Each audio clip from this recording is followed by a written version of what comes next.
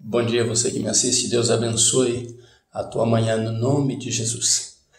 Sou grato a você por assistir o vídeo e também sou feliz em poder te publicar que eu não sou um youtuber, não ganho dinheiro com o YouTube, apesar de ser grato a Deus por abrir essa porta e eu poder falar aqui no Facebook, no WhatsApp e no Messenger do amor do Senhor. Ainda não entrei no Instagram para falar, mas devemos usar todas as páginas sociais para falarmos do amor do Senhor. Então, você assistindo o vídeo e me dando a honra de assisti-lo, se você quiser subscrever, também não é uma coisa que eu peço nos meus vídeos, para que vocês se subscrevam.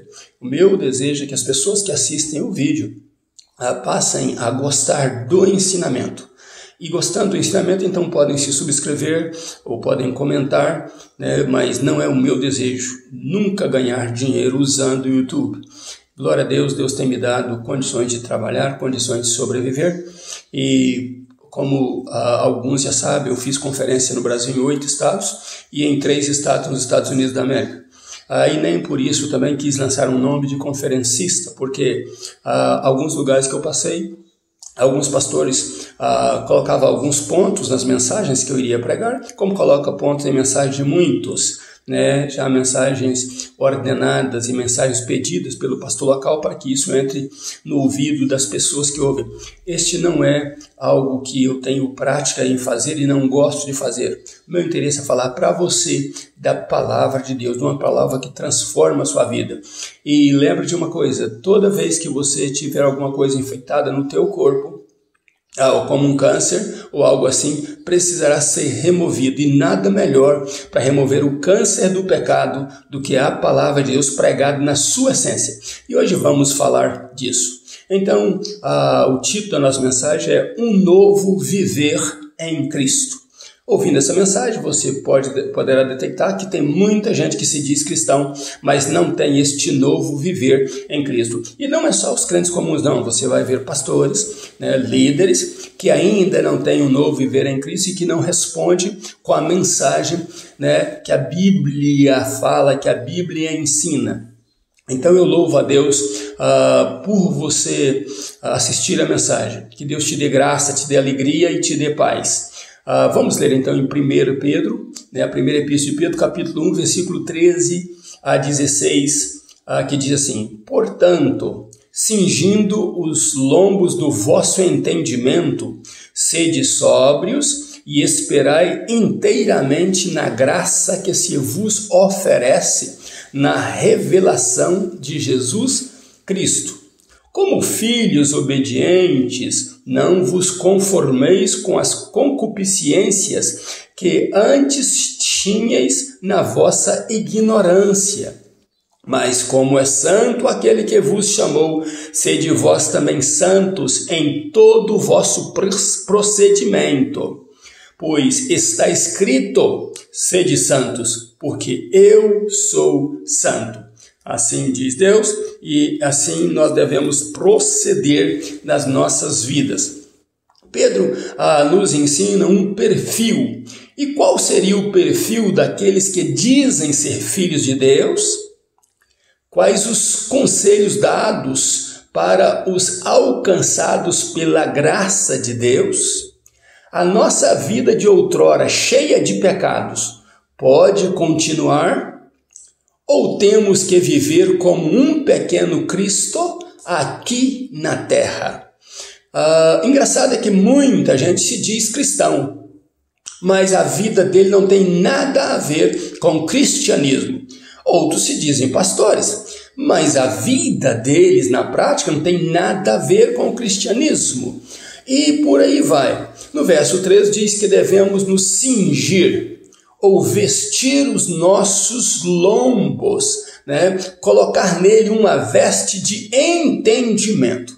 Depois que nós convertemos, a nossa mente se torna como a mente de Cristo, uma rejeição total para o pecado, ou pelo pecado. Não aceitamos mais viver daquela forma, porque o apóstolo Paulo também, tanto quanto Pedro, nos ensinou assim, que aquele que está em Cristo, esse verbo está é aquele que Cristo está nele e ele está em Cristo, é nova criatura. As coisas velhas se passaram. Então você não pode repetir mais aqueles pecados do tempo da tua ignorância. As coisas velhas se passaram, eis que tudo se fez novo. Então, ou você vive uma vida nova na presença de Deus e diz realmente, mostra isso na prática, que você é filho de Deus, ou mostra nas suas práticas que você finge ser filho de Deus, mas é filho do diabo.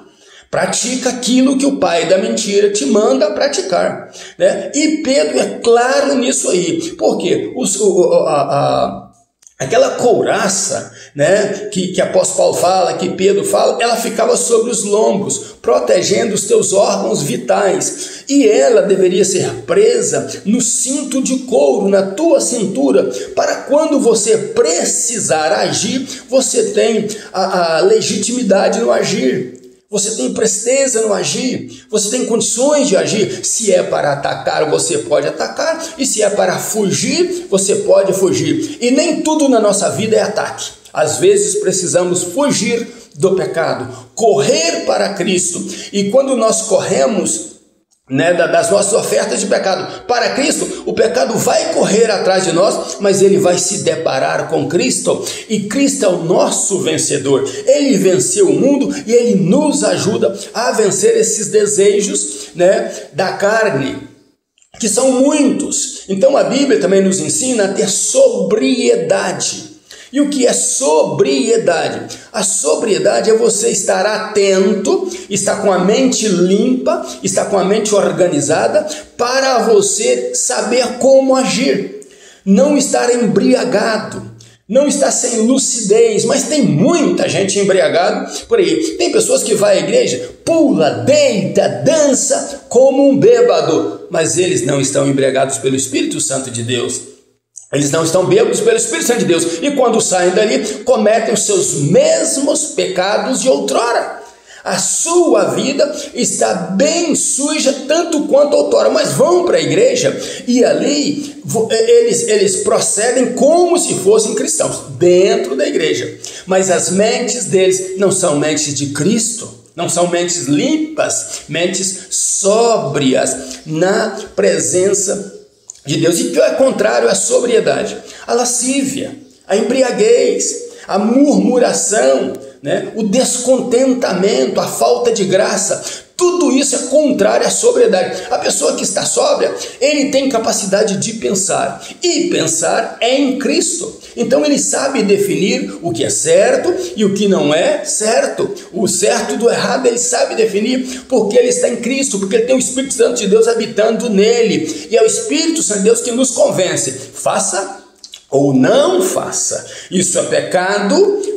Não faça. Isso é justo fazer? Então faça. Quando você tem o Espírito Santo de Deus em você, você caminha em conhecimento. E a lascívia, né? Aqueles desejos carnais, sexuais, irregulares, produzem a luxúria. E a luxúria, que também são desejos descontrolados sexualmente, que você pega o seu luxo, né, pecaminoso, a sua mente vasta em pecar, e começa então a desejar coisas, fantasias quase que impossíveis, ou impossíveis a um cristão. E aí você entra na luxúria. E o que é a luxúria? Te leva a correr para a concupiscência. E o que é a concupiscência? A concupiscência é uma junção de dois desejos: buscar ter muitos bens, né? Desejar de forma incontrolável a buscar ter bens nessa terra, e com esses bens então a concupiscência te faz desejar a lascívia e a luxúria, que é o pecado sexual, e você então passa a viver uma vida de animal irracional. Você não tem mais raciocínio. Não estou querendo dizer que os animais racionais vivem só nessa prática, não. Mas você, que é um animal racional, porque Deus te fez para raciocinar, perde o raciocínio. Você agora tem todos os desejos mundanos em você, mas mesmo assim continua dentro das igrejas, continua por aí dizendo ser cristão, dizendo ser crente, dizendo ser salvo, mas você não experimentou a graça. E o apóstolo Pedro diz: olha, tenham a esperança, firmado na esperança da graça de Deus na pessoa de Jesus Cristo. Então você vai querer caminhar na presença do Senhor como nova criatura, vivendo uma vida santa diante de Deus. E Pedro diz assim: sede santos. Não existe meio capetinha e meio santo. Ou você é santo ou você não é. E Pedro diz: sede santo em toda a vossa maneira de viver. Se está trabalhando, sede santo. Se está batendo papo com amigos, sede santo. Se está dirigindo o seu carro, sede santo. Não vai ficar atropelando ninguém, dando fechada em ninguém, provocando ninguém, fazendo dedinho para ninguém. Sede santo. Vai fazer um negócio, sede santo. Sede santo em toda a vossa maneira de viver. Porque aquele que vos chamou, porque Deus diz: sede santo, porque eu sou santo. Assim diz Deus. Então, este que eu apresento a você, no primeiro epístola de Pedro, capítulo 1, versículo 13 a 16, é que você precisa viver uma nova vida em Cristo, um novo viver em Cristo. Que Deus abençoe você e família no nome de Jesus. Ainda nos meus pijamas, buscando a Deus, um grande abraço meu, pastor Riva Martins. Deus te abençoe.